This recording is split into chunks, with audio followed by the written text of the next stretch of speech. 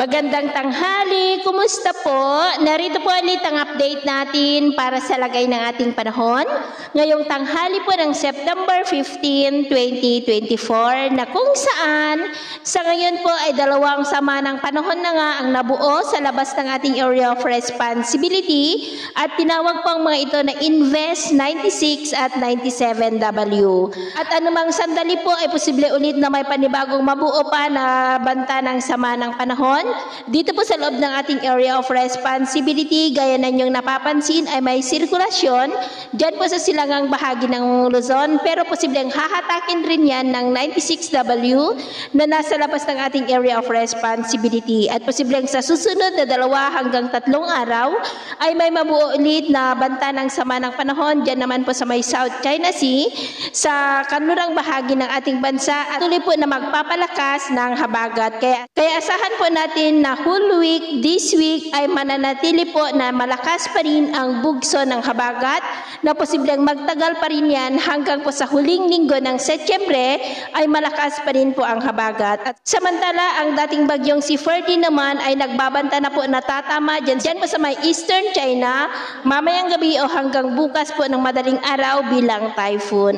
At ito naman po ay pinapakita ng forecast model natin pong ginagamit hanggang sa susunod na 2 linggo ay posible pa rin ang patuloy na pamumuo ng mga weather disturbances sa paligid ng ating bansa na patuloy na magpapalakas po ng habagat. At sa lagay ng ating panahon,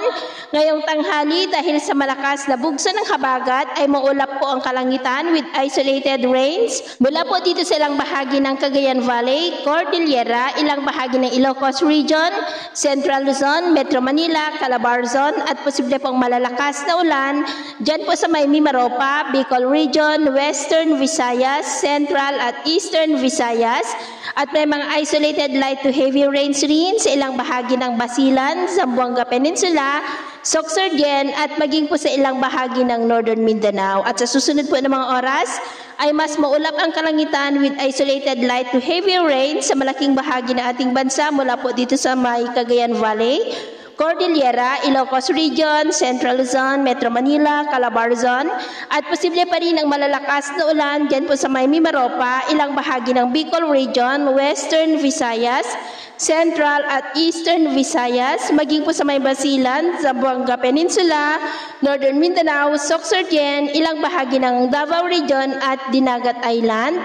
Kaya mag-ingat po tayo sa mga banta po ng mga pagbaha at pagguho ng lupa. Sa atin naman pong mga baybayin, dahil pa rin po sa habagat, ay iwasan po muna natin ang papalaot sa mga baybayin po ng Palawan, Mindoro Seaboard, Western Visayas Seaboard at maging po sa silangang baybayin ng Visayas at Mindanao. Dahil ang mga alon po dyan ay posibleng aabot hanggang po sa 3 to 4 meters height. Kaya hanggat maaari, ay iwasan po muna natin ang papalaot dyan po sa mga may kulay pula para po mas makaiwas sa mga sakunang pangkaragatan. So, yun po ang latest update natin sa araw na ito.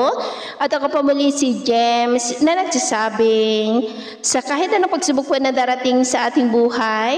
huwag po tayong mawawalan ng pag-asa. Thank you and God bless!